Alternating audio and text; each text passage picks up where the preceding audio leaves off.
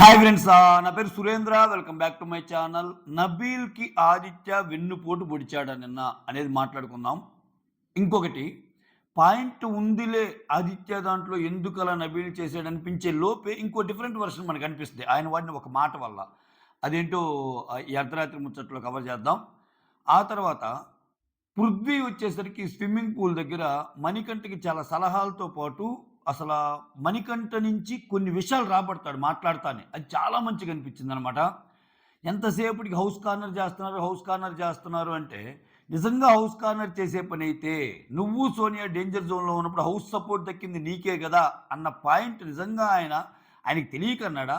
ఆహ్, లేకపోతే అంటే మణికంఠకి నిజంగా తెలీదు హౌస్ సపోర్ట్ చేస్తుందని. ఆదిత్య మోరల్ సపోర్ట్ ఇస్తున్నాడు, నబీల్ ఇస్తున్నాడు. సరే వాళ్ళ కంటెంట్ పెంచుకోవడానికైనా సరే ఈళ్ళతో ఉంటే ఎట్టో గట్ట నీతో బావుంటున్నారుగా మనుషులు. ఓ పక్క యష్మి వచ్చి కన్సోల్ చేసింది. ఈరోజు పృథ్వీ వచ్చేస్తున్నాడు. సీత అయితే ఫెడప్ అయిపోయి, ఒరేయ్! మేము మా మా మా ఎనర్జీ లెవెల్స్ సరిపోవురా స్వామి. నువ్వు మమ్మల్ని కార్నర్ చేస్తున్నావా? మేము నిన్ను కార్నర్ చేస్తున్నామని డౌట్‌తో ఉంది. ఇన్నిటి మధ్య మణికంఠ గేమ్ ఫేక్ గేమ్ అని అర్థం కావటం లేదా? ఇంకొకటి మణికంఠ చేస్తున్న తప్పేందంటే ఇంకొచ్చేస్తారు మణికంఠ ఫ్యాన్స్. మీకసలు ఏమర్థం అవుతుంది? మీకు రివ్యూ ఇవ్వడం చేత కాదని. ఫైన్. నాకు రివ్యూ ఇవ్వడం చేత కాకపోయినా పర్లేదు. నాకు అనిపించిందయితే చెప్తా. ఇక్కడ మణికంఠ హౌస్ అంతా కార్నర్ చేస్తారని ఒకసారి అంటాడు. నేను అలా చేయటం వెనక వేరే రీజన్ రా. నన్ను ఆడియన్స్ మళ్ళా ఒప్పుకోరేమో నేను ఆర్గ్యూ చేయకపోతే అంటాడు. నేను ఇదివరకే చెప్పా. మణికంఠ స్క్రీన్ ప్రెజెన్స్ ఎలా అంటే మొత్తం తను ఉండాలని కోరుకుంటాడు. అంతా అయిపోయాక పాజిటివ్‌లో వెళ్తుంది నా కంటెంట్ అనుకుంటే ఒకలాగా బిహేవ్ చేస్తాడు. నెగెటివ్‌గా వెళ్తుందంటే ఒకలాగా బిహేవ్ చేస్తాడు. రాత్రి ఆయన ఎమోషనల్ యాంగిల్ కొంచెం నెగెటివ్‌గా పోయిద్దనేది అనిపించినప్పుడు, నా ఉద్దేశ్యం మిమ్మల్ని ఇబ్బంది పెట్టడానికి కాదురా అన్నట్టు మాట్లాడతాడు. వెంటనే ఫ్లిప్ అవుతాడు. ఫ్లిప్పులు కొట్టడంలో మించినోడు లేడనమాట. అది. సరే విషయానికొద్దాం. మర్చిపోయా. ఎలిమినేషన్ ఆదిత్య ఓం మిడ్‌నైట్ ఎలిమినేట్ అయిపోయాడు. హౌస్‌మేట్స్ ఓటింగ్‌తోనే ఎలిమినేట్ అయిపోయాడు. సో ఈయనకిది కొత్త కాదు. ప్రతి వీకు మామూలుగా డౌన్‌లోనే ఉంటాడు. నాకైతే ఇతను అన్ని విధాలా ఇతను ఎలిమినేషన్‌కి అర్హుడే. దాంట్లో ఇంకా నో పాయింట్. ఎందుకంటే ఆయన గేమ్ పెద్ద ఇది లేదు. ప్లస్ ప్రతిసారి ఏదో ఒకటి కాలం కలిసొచ్చి ఉంటున్నాడు తప్పితే ఆయన పెద్ద ఇది లేదు. ఇంకొకటేందంటే జనాల దృష్టిలో గూడా ఆదిత్య ఓము మళ్ళా ఇప్పుడెళ్ళి కొంతమందికి అనుమానాలవచ్చు. సీక్రెట్ రూమ్‌లో పెడతారేమో. సీక్రెట్ రూమ్‌లో పెడితే అంతకంటే వరస్ట్ సీజన్ ఇంకోటుండదు. ఏం చేయను ఆయన సీక్రెట్ రూమ్‌లో పెట్టడానికి నేరుగా ఇంటికే పంపిస్తారు. సీక్రెట్ రూమ్ అంత వాడరు. ఆదిత్య ఓంకి సీక్రెట్ రూమ్ వాడాడంటే ఇంకా అర్థం చేసుకోవచ్చు. సీజన్ ఎటువంటి స్టేజ్‌లోకి వెళ్ళిపోతుందో. అది జరగదని నేను కోరుకుంటున్నా. నెక్స్ట్ టైమ్ ఇంకో ఎలిమినేషన్ ఉంటే 9కి అయిద్ది. వీళ్ళిద్దరే లీస్ట్‌లో ఉన్నారు కాబట్టి. సో ఆదిత్య ఓం ఎలిమినేషన్ అప్డేట్ అది. యాహ్! ఇక్కడ అర్ధరాత్రి ముచ్చట్లు పాయింట్‌కొద్దాం. మనకి లైవ్‌లో చూపించాడు కదా! అది కంటిన్యూ అవుతా ఉంటది. గేమ్. మనకి ఎపిసోడ్‌లో కొంతవరకే చూపించాడు కదా! లైవ్‌లో అది కంటిన్యూ అవుతా ఉంటది. ఇక్కడ ఏం జరిగిద్దంటే నిఖిల్ అండ్ ప్రేరణకు విషయంకొచ్చేసరికి ఔట్ అయిన వాళ్ళందరూ ఒక్కొక్కరిని చూజ్ చేసుకోవాలి కదా! ఆదిత్య ఔట్ కాంగానే నిఖిల్ ప్రేరణని సెలెక్ట్ చేసుకుంటాడు. నాకు వుమన్ పవర్ చూడాలని ఉంది అని. నాకొకటి అర్థం కాలేదు. నిఖిల్ ఓ పక్క స్ట్రాంగ్ అంటాడు. నిఖిల్ ప్రేరణతో పోల్చుకుంటే నిఖిల్ నబీల్ కంటే స్ట్రాంగ్ అంటాడు. సో, అదే వెన్నుపోటు అనే విషయం నేను నిఖిల్ నబీల్ కంటే స్ట్రాంగ్ అనే పాయింట్ మీద చెప్పాననమాట. నబీల్ దగ్గరికొచ్చేసరికి ఆ పాయింట్ మాట్లాడతా. నిఖిల్ ప్రేరణలో వుమన్ పవర్ కావాలంటాడు. వుమన్ పవర్ ఆయన హౌస్‌లో చూడలేదా? ఏంది ఈయన మాట? సీత చీప్ అయింది. నైనిక చీప్ అయింది. యష్మి చీప్ అయింది. ఇంకెంతమంది వుమన్ పవర్ చూడాలి?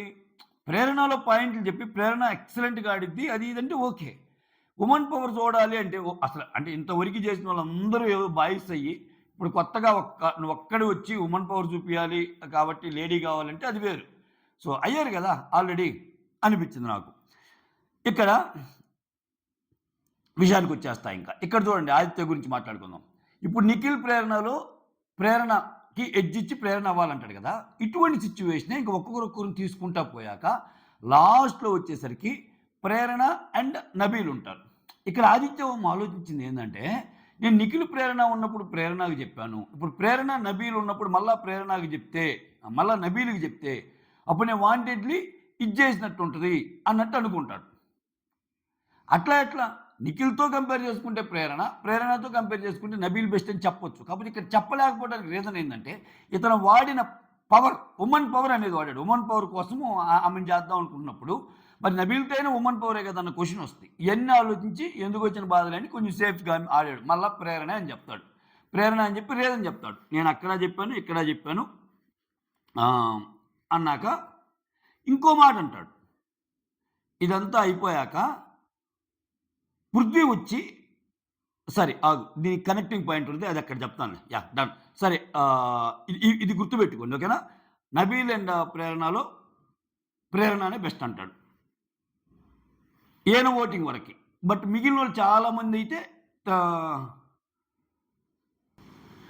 'నబీల్ అండ్ ప్రేరణలో' ప్రేరణ బెటర్ అంటాడు. ఇదెప్పుడొచ్చిద్ది? 'నబీల్' ప్రేరణ మిగిలాక పృథ్వీ డెసిషన్ తీసుకోవాలి. పృథ్వీ డెసిషన్ తీసుకోవాల్సొచ్చినప్పుడు ఒక్కొక్కరిని పిలిచి అడుగుతాడు అందరూ. ఎవరు బెస్టు? వై నబీల్? వై ప్రేరణ? అనేటప్పుడు ఆదిత్య ఓం ఇచ్చిన ఎక్స్‌ప్లనేషన్ అనమాట. ఆదిత్య ఓం ఏమిస్తాడంటే నాకు చెప్పా కదా! మళ్ళా సారీ టు రిపీట్. నాకు ఉమెన్ పవర్ కాబట్టి ప్రేరణని సెలెక్ట్ చేసుకుందాం అనుకుంటున్నాను. నా ఆప్షన్ ప్రేరణ అని చెప్పేసాక అంతటితో ఆగితే బాగుండేది. నేను వెన్నుపోటుని ఎందుకనంటే, నేను నిఖిల్ ప్రేరణ ఉన్నప్పుడే నేను నిఖిల్ అని చెప్పాను. ఇంక నిఖిల్, నబీల్ అంటే నిఖిల్ ఆబ్వియస్‌లీ నబీల్ కంటే స్ట్రాంగ్ కదా! నిఖిల్‌కి ఇస్తున్నాను అంటాడు. నబీల్‌తో ఉన్నప్పుడు ఏం చెప్తాడు? నబీల్ అసలు నువ్వు అసలు వాళ్ళ జాగ్రత్తగా ఉండరా, వాళ్ళ గేమ్ అంతా వెరైటీ గేము, సైన్ లాంగ్వేజ్‌తో నడిచిద్ది, వీళ్ళంతా ఒక బ్యాచ్ లాగా ఆడుతున్నారు అది ఇదే నేనే చెప్తాడు. ఇంకెట్లా నమ్మాలి ట్రస్ట్ ఫ్యాక్టర్ ఆయన్ని? నువ్వు అట్‌లీస్ట్ ఉమెన్ పవర్ దాకా ఆగుంటే ఆదిత్య నమ్మొచ్చేమో. నిఖిల్‌కి, నబీల్‌కి కంపేర్ చేస్తా. నేను నిఖిల్ ప్రేరణలో నిఖిల్‌కి ఇచ్చానంటే, నిఖిల్ నబీల్‌లో ఇంక నేను నిఖిలే బెటర్ కదా అన్నట్టు ఆడతాడు. అది టూ మచ్ అనిపించింది నాకైతే. దెబ్బేసాడు ఇంక మామూలు వెన్నుపోటు కాదు ఆయన. ఆయనకి ఇది అలవాటే. శేఖర్ భాషతో ఉన్నప్పుడు శేఖర్‌ని చేస్తాడు. మనీ తీసుకోగలడు అనుకున్నప్పుడు మనీని చేస్తాడు. ఇట్లా. రైట్. ఈ కన్వర్జేషన్స్ మాట్లాడుకుందాం అసలు ఎవరు ఎవరినని. ఇక్కడ ఈ కన్వర్జేషన్‌లో పృథ్వీ చేసిన చాలా మంచి పని ఏంటంటే ఇండివిడ్యువల్ ఒపీనియన్స్ తీసుకుంటాడు. ఇండివిడ్యువల్ ఒపీనియన్స్ తీసుకొని అక్కడ 10 మంది ఉంటే పోటీ ఎవరెవరికి? నబీల్‌కి, ప్రేరణకి. 8 మంది కదా! 8 మందిలో ఈయన ఇండివిడ్యువల్ డెసిషన్ తీసుకుంటున్నాడు కదా! ప్రతి ఒక్క ఇండివిడ్యువల్ ఒపీనియన్. అంటే పృథ్వీని కూడా పక్కన పెడితే ఇంక 7 ఒపీనియన్స్ తీసుకుంటాడు. విష్ణుప్రియతో సహా. విష్ణుప్రీతి మనకు చూపించడు. కానీ విష్ణుప్రియ యష్మితో చెప్పిద్దనమాట. నేను కూడా ప్రేరణకే ఏసానంటే, ఆహా! అన్నట్టు అంటది యష్మి. సో, విష్ణుప్రియ కూడా ప్రేరణకే సపోర్ట్ చేస్తది. సో, ప్రేరణకి విష్ణుప్రియ, ఆదిత్య ఇంకొకరు చేస్తారు. విష్ణుప్రియ సరే వన్ బై వన్ మాట్లాడదాం. నేను నోట్ చేసుకున్నాలే. ఆ! పృథ్వీ వచ్చి సీతని అడుగుతాడు ఫస్ట్. ఇండివిడ్యువల్ ఒపీనియన్ తీసుకోకుండా. తీసుకోటానికి వీళ్ళిద్దరిని ఎవరిని చేయాలని. ఏం చెప్తాదంటే సీత, నబీల్ ఎందుకంటే బ్యాలెన్స్‌గా ఉంటాడు.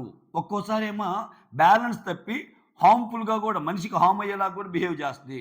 ఎందుకంటే అప్పుడు శృతి తప్పితే ఒక్కోసారి మాటలు వదిలేస్తది ప్రేరణ. క్యారెక్టర్‌లెస్ అనింది. అప్పుడు సీత వచ్చి చెయ్యి ముట్టుకుంటే ఏమో కాలుతో తన్నింది. సో, ఇట్లా కొన్ని ఉన్నాయి గదా!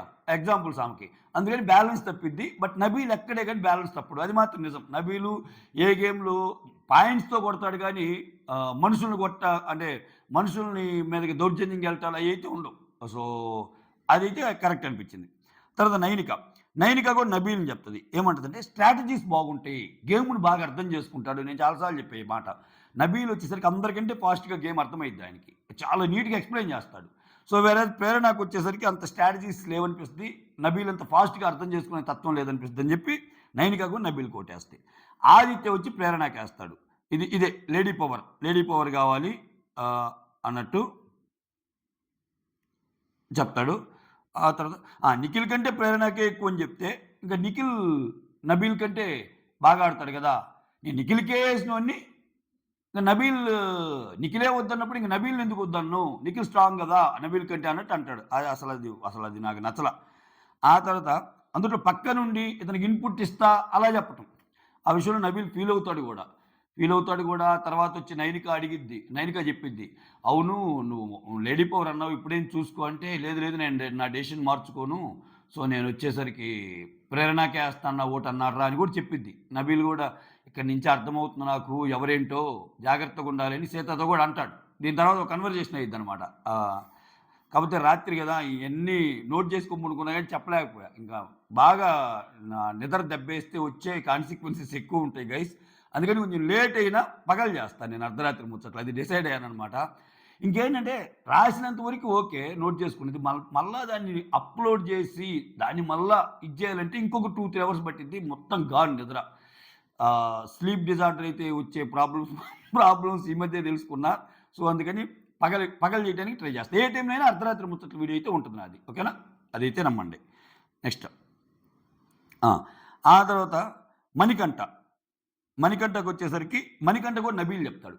సో, ఆర్గ్యుమెంట్స్‌లో ప్రేరణ చాలా బాగా మాట్లాడిద్ది. అటువంటి ప్రేరణ ఆర్గ్యుమెంట్స్‌నే తలదన్నేలాగా నబీల్ ఆర్గ్యుమెంట్స్ ఉన్నాయి. నేనే తేడా అసలు కన్‌ఫ్యూజ్డ్ మెంటాలిటీ. నాలాంటి మెంటాలిటీని కూడా నువ్వు కన్విన్స్ చేయగలిగావంటే నువ్వు సూపర్‌రా! ఏమన్నా ఇంప్రూవ్‌మెంటా నువ్వు. నిజంగానే నన్నందరూ కన్విన్స్ చేసేది వేరు, నువ్వు కన్విన్స్ చేసేది వేరు. నువ్వు నన్ను భరించావురా! అది గ్రేట్ అది ఇది అన్నట్టు ఆయనేస్తాడు. సో, పాయింట్స్ బాగున్నాయి అది ఇది అన్నట్టు. ఆ తర్వాత నిఖిల్. నిఖిలొచ్చి ఇక్కడ నబీల్‌కిస్తాడు. నిఖిలొచ్చి నబీల్‌కిచ్చి చాలా మంచి మాటలు చెప్తాడు. ఏమనంటే, పేషెన్స్ ఉంది. గేమ్‌లో పేషెన్స్ ఉండాలిరా. మనం ఒక మాట చెప్పుకోవాలంటే దగ్గరికెళ్ళి, ఆ మాట చెప్పగలగాలి చీఫ్ అనే పర్సన్‌కి. నబీల్ అందరికి అవైలబుల్ ఉంటాడు. అందరి మాట వింటాడు. ఇది మంచిగా చెప్పాడు నిఖిల్. అందరి మాట వింటాడు. సో, రిస్క్ కూడా తీసుకుంటాడు. 8 మంది, 10 మంది ఉన్నా గాని ఆ రిస్క్ తీసుకుంటాడు డెసిషన్ మేకింగ్‌లో గాని ఏదైనా. ప్రేరణతో కంపేర్ చేస్తే నబీల్ అయితే నాకు బెస్టు. ప్రేరణ చిన్న చిన్న వాటికి ఇరిటేట్ అవుతుంది. ఇది ఎక్కువ మంది కోట్ చేశారు. ప్రేరణ బ్యాలెన్స్ తక్కువ. చిన్న చిన్న వాటికి ఏందంటే కోపం వస్తుంటది ఆమెకి. సో, ఇదొకటి కవర్ చేశారు. చిన్న చిన్న వాటికి ఇరిటేట్ అవుతా ఉంటారు అన్నట్టు. సో, నిఖిల్ గూడా నబీల్. ఇది ఎక్స్‌పెక్ట్ చేయని ఓటు ఏది గేమ్ పరంగా చూసే వాళ్ళకి. బట్ గేమ్‌ని బాగా తెలిసి నిఖిల్ మెంటాలిటీ ఫస్ట్ నుంచి చూస్తున్నోళ్ళకి ఆబ్వియస్‌గా నిఖిల్ నబీల్‌కే ఏస్తాడనుకుంటారు. ఎందుకంటే నిఖిల్‌కి తెలుసు బయట ఎలా ఎళ్తది. ఇప్పుడు ఆల్రెడీ నేనక్కడ పృథ్వీని జేసేసాను. నాది ఇప్పుడు నిఖిల్ ఎలా ఆలోచిస్తాడు తెలుసా? నిఖిల్ థాట్ ప్రాసెస్ ఎలా ఉంటదంటే, నాకు అవకాశం వచ్చినప్పుడు మా టీమ్‌లో ప్రేరణ పృథ్వీకి ఇచ్చేసా. డన్ అయిపోయింది. ఇప్పుడు మళ్ళా నేను ప్రేరణని సెలెక్ట్ చేసుకుంటే, నేను చూజ్ చేసుకున్నంతా మా గ్రూప్‌నే అనుకుంటారు అన్నది బ్రేక్ చేయడానికే నబీల్‌కిస్తాడు. ఆయన ఇంటర్నల్ ప్రాసెస్ ఇంకోటుంటది. బట్ ఎనీహౌ మంచిదే చెప్పాడు. నబీల్‌కి ఇస్తే చెప్పిన పాయింట్ అయితే మంచి పాయింట్ అనిపించింది నాకు. ఆ తర్వాత యష్మి వచ్చి ప్రేరణకిస్తది. యష్మి వచ్చి ప్రేరణకిస్తే గేమ్స్ చాలా బాగా ఆడతారు. ఇద్దరు గేమ్స్ చాలా బాగా ఆడతారు. అది మాత్రం ఓకే. కానీ కాన్ఫిడెన్స్ లెవెల్స్ ఉన్నాయి చూసావా? కాన్ఫిడెన్స్ లెవెల్స్ అనేవి వేరే లెవెల్ ఉంటాయి ప్రేరణకి. సో, దానికే నేను ప్రేరణకిస్తా అంటాడు ఎక్స్‌పెక్టెడే. యష్మి తన వాళ్ళు అనుకునే వాళ్ళకి ఏమాత్రం సంకోచించదు. జనాలేమనుకున్నా ముందుండి నడిపిస్తది అంతే. ఆ తర్వాత మెజారిటీ నబీల్. ఇక్కడ ఆరుగురే చూపిస్తాడు. ఆ తర్వాత విష్ణుప్రియ కూడా ప్రేరణకేస్తనమాట. సో, అప్పుడు ప్రేరణకి చెప్పిద్ది. ఏమని? నువ్వెవరికి ఓటేసావంటే నేను నువ్వు, నేను, ఆదిత్య అన్ననే మనము ప్రేరణకేసిందని. అంటే విష్ణు, ఆదిత్య, యష్మి ప్రేరణకేస్తారు. ఇంకో నలుగురు అటేస్తారు. ఇక్కడ కావాలంటే పృథ్వీ చాలా జెన్యూన్‌గా ఎందుకు అనిపించా అంటే ఇండివిడ్యువల్ ఒపీనియన్స్ తీసుకోవటంలో, కావాలంటే ఫేవర్ చేయాలనుకుంటే ప్రేరణకి 8 ఓట్లు గదా! ముగ్గురేమో ఇప్పుడు తినకున్నాయి. ప్రేరణకున్నాయి. 4 ఓట్లేమో నబీల్‌కున్నాయి. ఇంకా నా ఓటు కూడా కన్సిడర్ చేసి బిగ్ బాస్ నేను కూడా నబీల్‌కే ప్రేరణకేస్తున్నాను. సో, టై అయిందని ఇట్లా చెప్పొచ్చు. కానీ ఆయనకి ఓవరాల్‌గా హౌస్ ఫీలింగ్స్ అర్థమైనియి.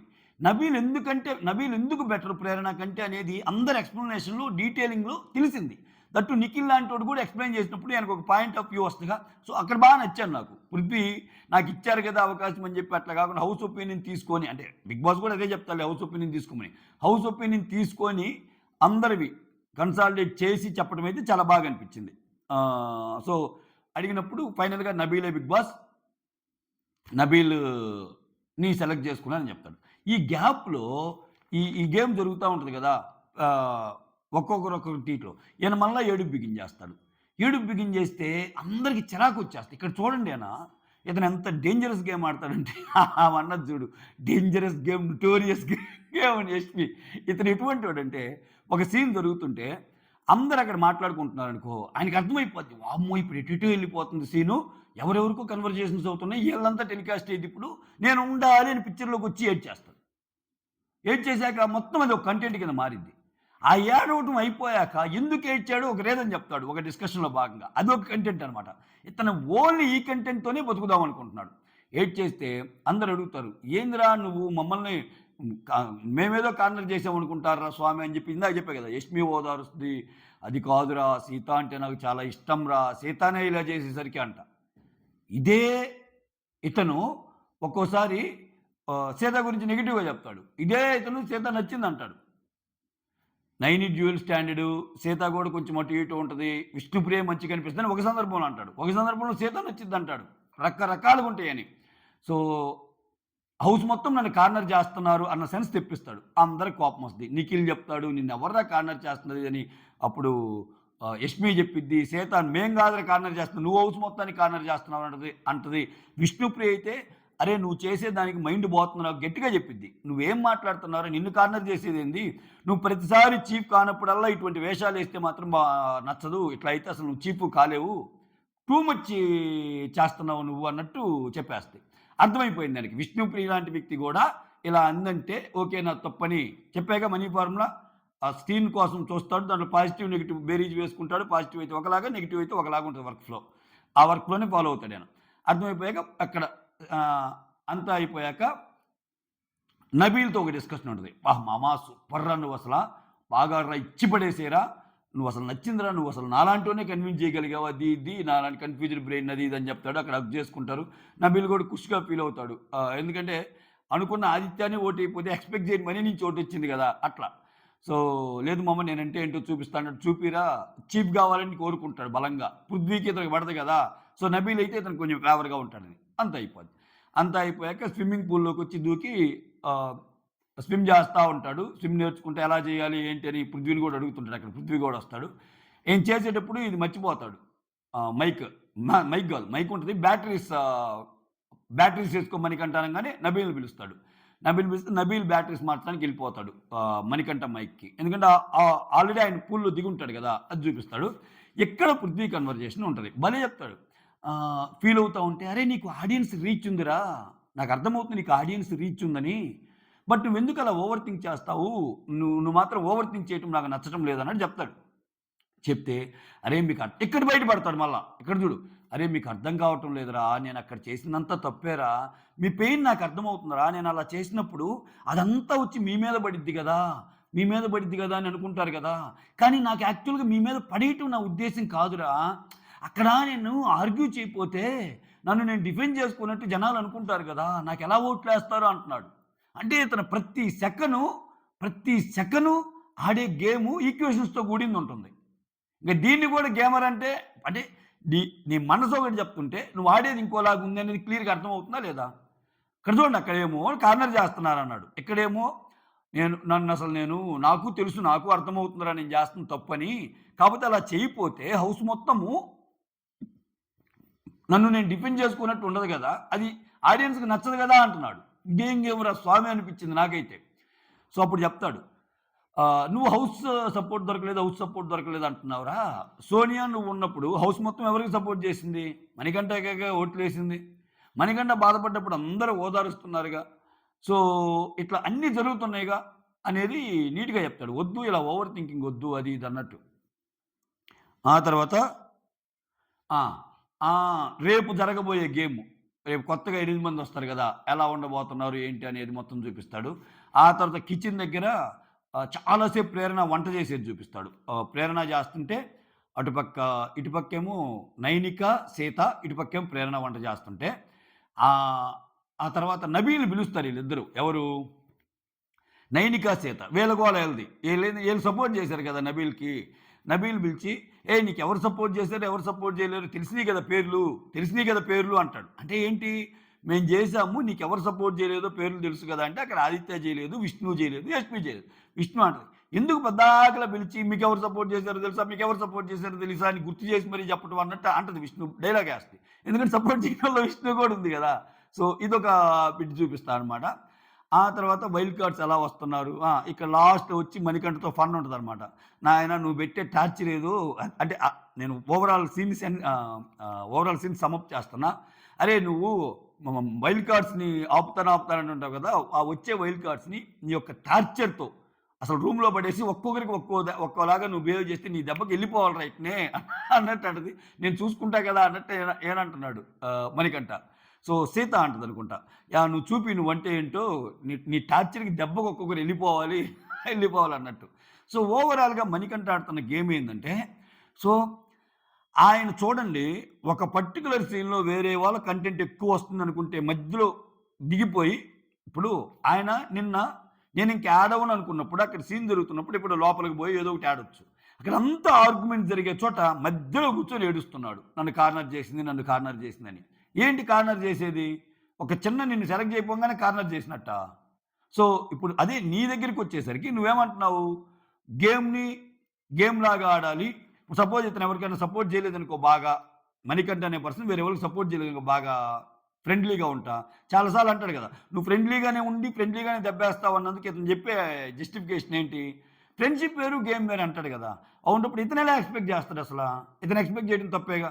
సో ఇటువంటి బోలెడన్ని పాయింట్స్ ఉన్నాయి మణికంఠలో. సో ఇవన్నీ మార్చుకొని ముందుకెళ్తాడా అంటే అది $1 బిలియన్ క్వెషను. అదేదో జరగదమ్మా. అది జరగదు. ఆయన ఆయన ఈ ఆట ఆడటానికి వేరే ఈక్వేషన్‌తో వచ్చాడు. ఆ ఈక్వేషన్‌తోనే పోతాడు. ఆయన చెప్పా గదా! రోబో ఎగ్జాంపులు. రోబోలో గ్రీన్ చిప్, రెడ్ చిప్ అని ఉంటది. ఈయన రెడ్ చిప్ ఏసుకొని ఆడుతున్నాడు. ఒకరెవరో కమెంట్ పెట్టి కామెంట్ పెట్టారు రాత్రి కదా! 2 చిప్పులు అనుకుంటున్నారు మీరు. ఈయనకి 14, 15 చిప్పులున్నాయి సార్. ఈ 15 చిప్పులతో మమ్మల్నంతా అబ్బా! హింసకు గురి చేస్తున్నాడన్నట్టు మాట్లాడారు. కొంతమంది ఇతనికి సపోర్ట్‌కి కూడా కమెంట్స్ వస్తున్నాయన్నమాట.